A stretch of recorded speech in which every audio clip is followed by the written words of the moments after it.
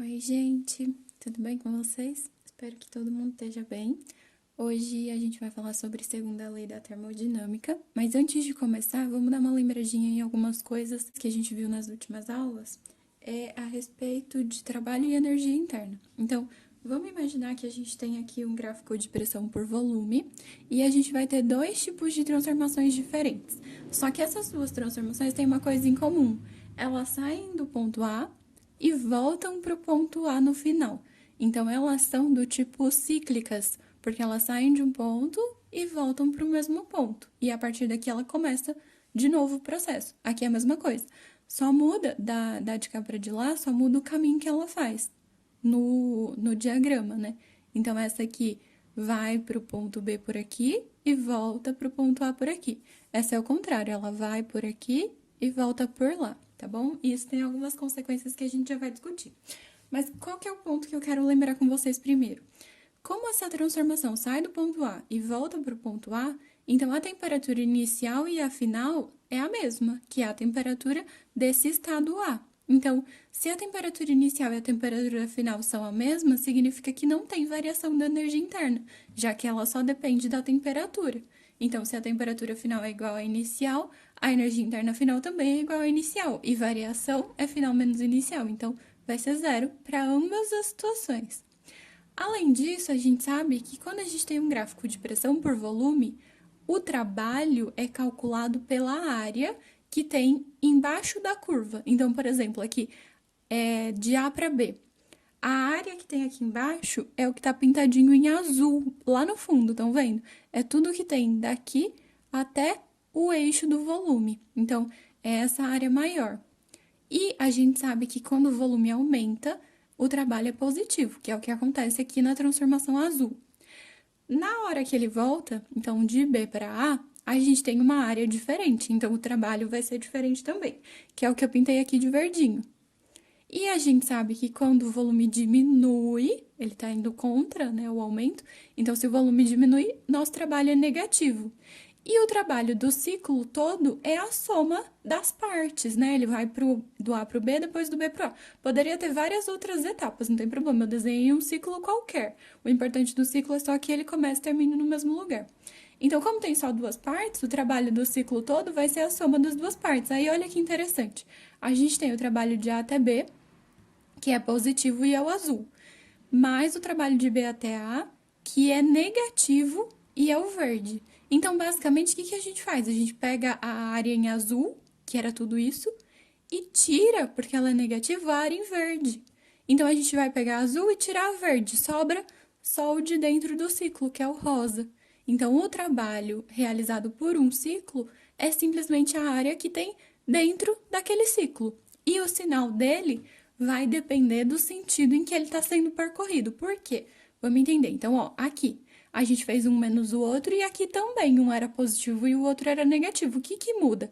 Aqui, o negativo é o azul, então ele é maior do que o positivo, que é o verde. Aqui é o contrário, o positivo, que é o azul, é maior que o negativo, que é o verde. Então, se a gente faz uma subtração e o número positivo é maior, o resultado dá positivo. Se a gente faz uma subtração e o número negativo é que é o maior, aí o resultado dá negativo. Então, essa é a grande diferença. Por isso que quando o ciclo é percorrido no sentido horário, o trabalho dele é positivo. E quando o ciclo é percorrido no sentido anti-horário, o trabalho dele é negativo. Tudo bem? Então, o que a gente pode avançar sobre isso? Quando a gente tem uma transformação desse tipo, a gente pode concluir que ele está convertendo calor em trabalho. Se a gente lembrar lá da primeira lei, lembra que ΔU é igual a calor menos trabalho? Se o ΔU é zero, a gente passa o trabalho para o outro lado, né? O calor vai ficar igual ao trabalho. E o trabalho positivo, então, está convertendo calor em trabalho. Isso é o que acontece, no geral, em máquinas térmicas. A gente já vai falar um pouco mais sobre elas.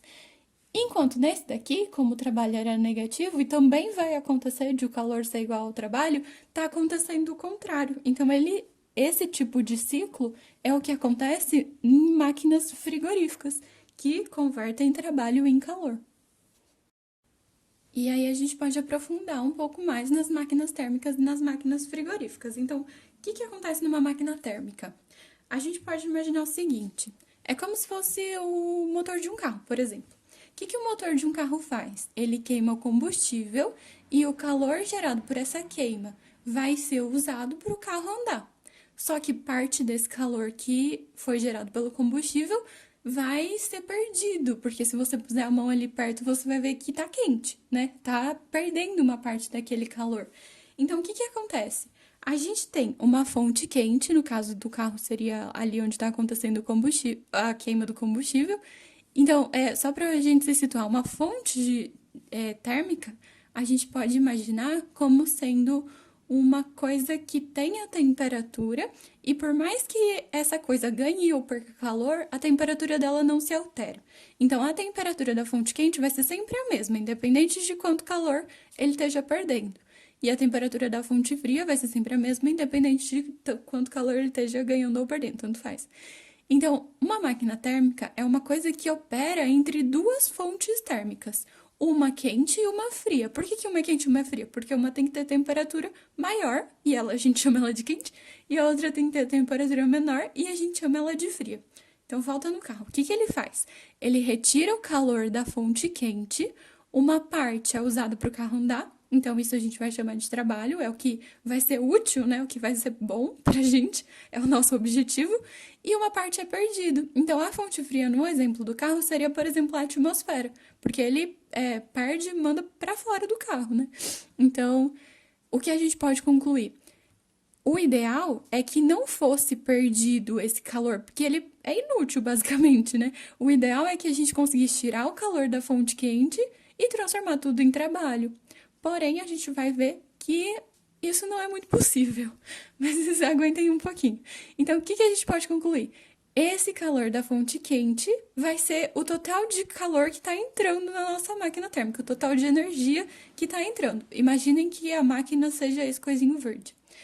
Desse total, uma parte é útil e uma parte é perdida. Uma parte é o trabalho que faz o carro andar e uma parte é perdida que vai para a atmosfera. Então, o calor que é tirado da fonte quente é igual ao calor da fonte fria, mais o trabalho. E como a gente calcula o rendimento? Como a gente calcula o quanto ele é eficiente? Então, basicamente, isso vai ser uma porcentagem. Se fosse possível todo o calor virar trabalho, a gente teria uma eficiência de 100%, porque tudo que foi tirado virou trabalho. Porém, não é bem assim que as coisas funcionam. Então, o rendimento é uma letra grega que a gente chama eta, tá? É um N com a perna comprida. Vai ser igual ao trabalho dividido pelo calor da fonte quente. Então, lembra que rendimento a gente vê em vários lugares, em várias situações. É sempre o útil sobre o total. Então, o útil é o que faz o carro andar e o total é o tanto que foi retirado ali originalmente. Se a gente substituir aqui, ó, imagina que eu isolo o trabalho aqui, vai ficar que quente menos que frio. Substituo ele aqui, que é quente menos que frio sobre que quente. Aí, que é quente sobre que quente a gente corta, menos que frio sobre que quente. Então, temos uma outra opção de fórmula para a gente calcular o rendimento. Então, se você tiver trabalho e calor, você usa esse. Se você tiver os dois calores, você usa esse, você escolhe. Importante lembrar, esse rendimento vai dar um número decimal. Por exemplo, vai dar 0,5. O que significa 0,5? Primeiro, isso não tem unidade, não tem dimensão, porque é uma energia dividida pela outra. Então, é joule dividido por joule, não tem unidade de medida isso. Só que 0,5 a gente consegue transformar em porcentagem. 0,5 é a mesma coisa que 50%. Então, normalmente, o rendimento vem escrito em porcentagem. E, basicamente, tudo isso foi o responsável pela Revolução Industrial. Então, um exemplo clássico que a gente tem de máquina térmica são as Marias Fumaças, por exemplo. Tudo bem?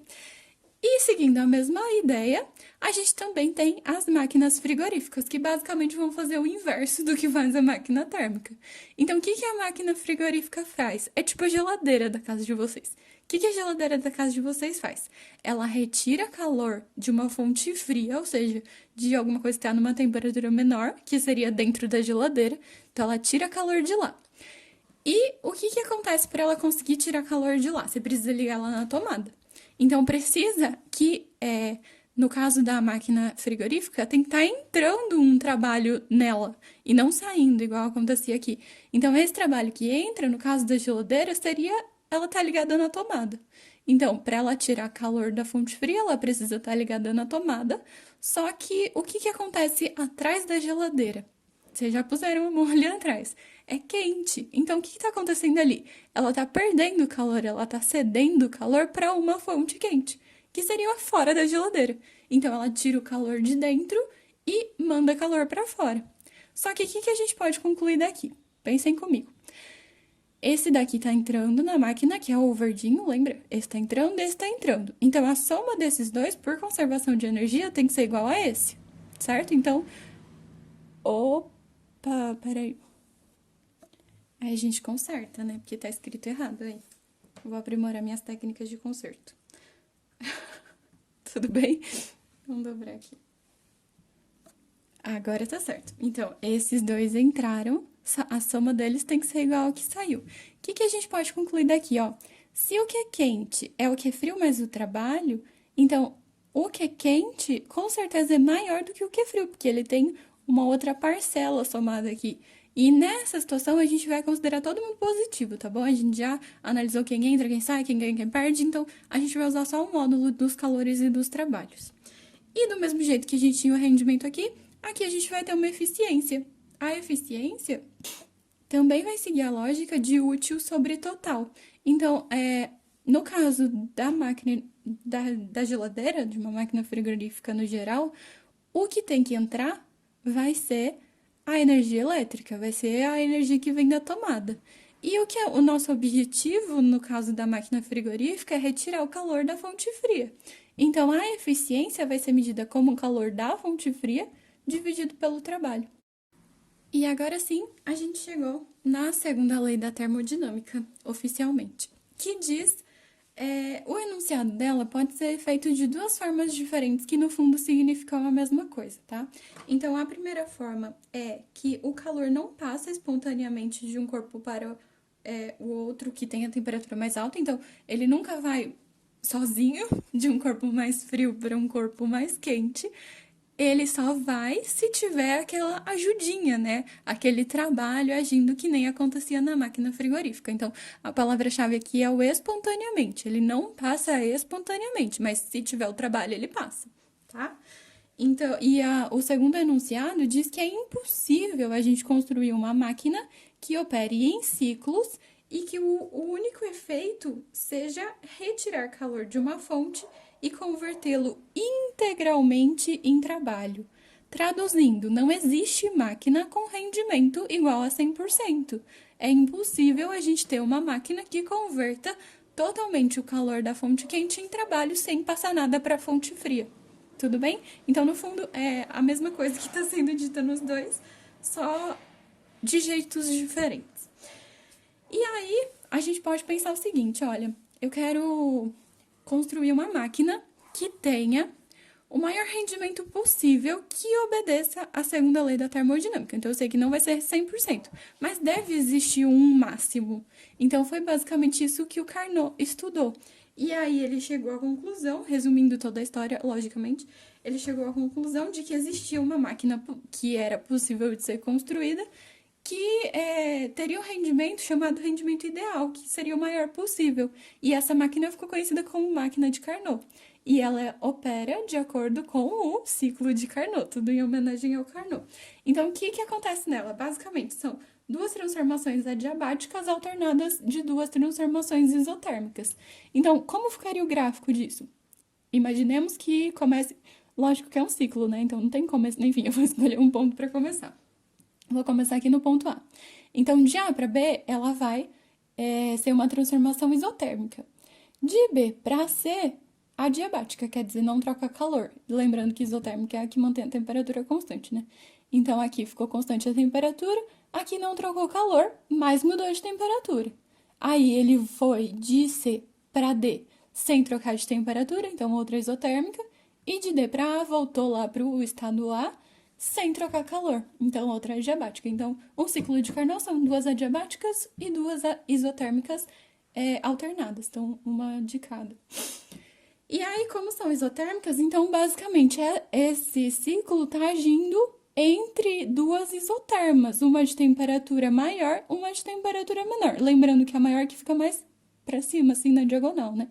Então, essa daqui tem temperatura maior do que essa. Então, isso aqui a gente vai chamar de T quente. E isso aqui a gente vai chamar de T frio. Tudo bem? E aí, o rendimento desse tipo de máquina ideal, desse tipo de máquina de Carnot, é calculado como 1 menos a temperatura da fonte fria dividido pela temperatura da fonte quente. Então, só vai depender das temperaturas que estão relacionadas com esse ciclo. Então, só depende da temperatura da fonte quente e da temperatura da fonte fria. Tomando cuidado que essas temperaturas estejam em Kelvin. Tudo bem? Então é isso, gente. Espero que vocês tenham entendido. Qualquer dúvida, me chamem.